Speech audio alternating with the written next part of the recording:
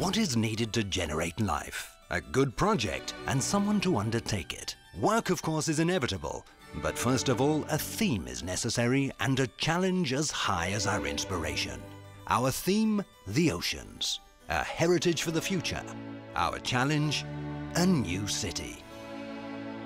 And to prove what we were capable of, ParkExpo required 815 acres of degraded area in Lisbon's East End.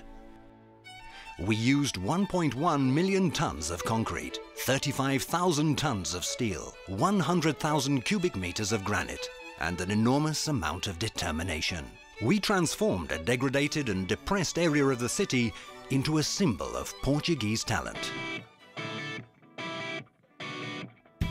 That is how it all began. ParkExpo, a state-owned Portuguese company, was launched in 1993 to organize the World Exhibition of Lisbon and to create a new city centre.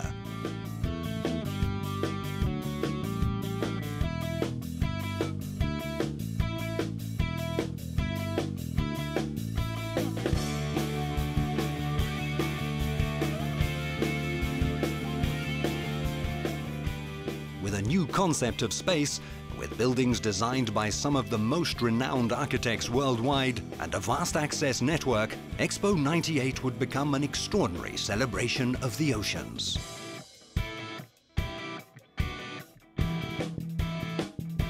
Inaugurated on the 22nd of May, EXPO'98 welcomed the contribution of over 160 countries which took part in this initiative. A record participation among world exhibitions.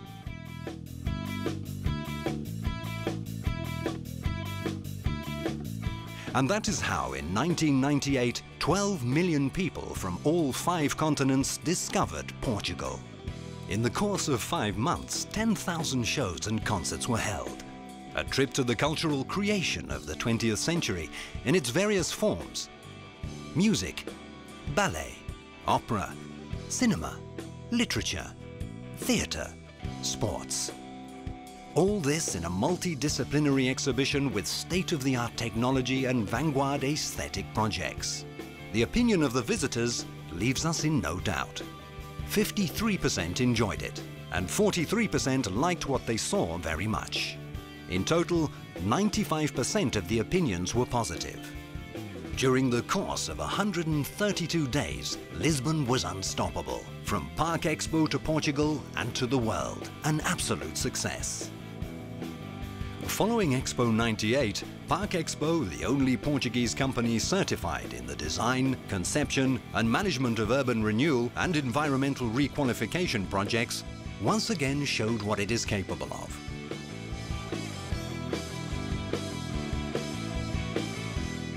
With us, Lisbon acquired a new dimension and Portugal discovered a new city, Parque das Nações. Along 5 kilometers of the riverfront, ParkExpo provided Lisbon with 271 acres of green spaces. Urban planning was defined as a response to the needs of the ideal city. This effort was grounded on enormous recovery work in a vast brownfield which metamorphosed into a symbol of Portuguese talent and of its relationship with the world.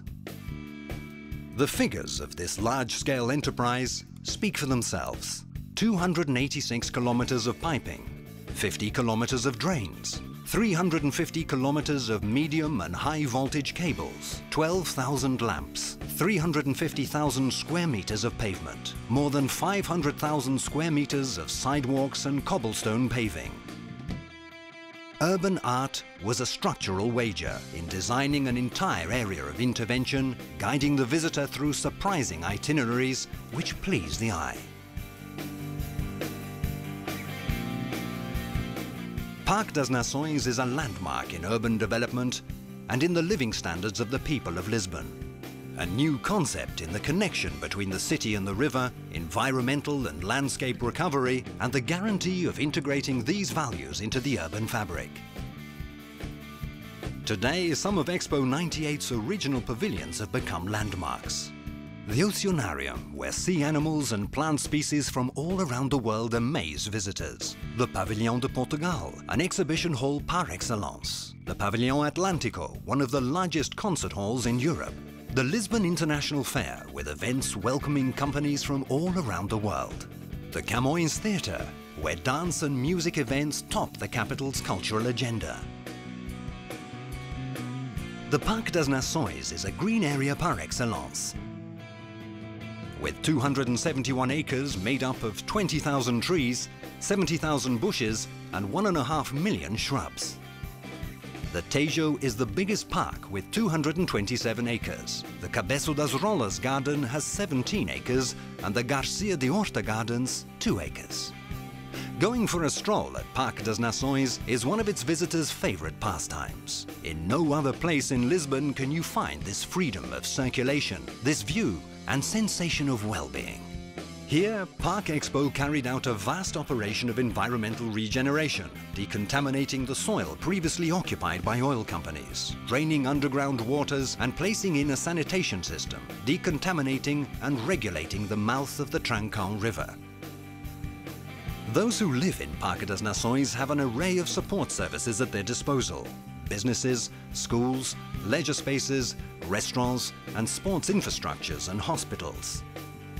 The quality of this part of the town has also attracted higher education and student dorms, as well as other institutions such as the European Maritime Safety Agency. With its easy access, the Parque das Nações became one of the most thriving areas of the city.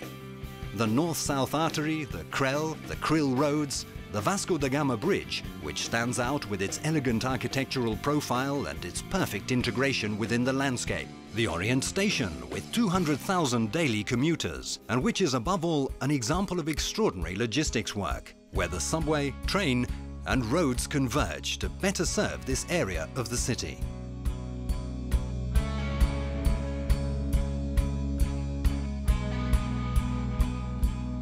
It is also noteworthy that this is a project with enormous financial impact. ParkExpo's intervention in the East End of Lisbon represented a contribution of 3.715 billion euros towards public administration revenue. Parque das Nações also became a place of reference for the implementation of the most prestigious domestic and multinational companies, as well as for international organizations that are symbols of Lisbon and Portugal today. A phenomenon that has also led the hotel industry to settle here, contributing towards significantly boosting this area of Lisbon.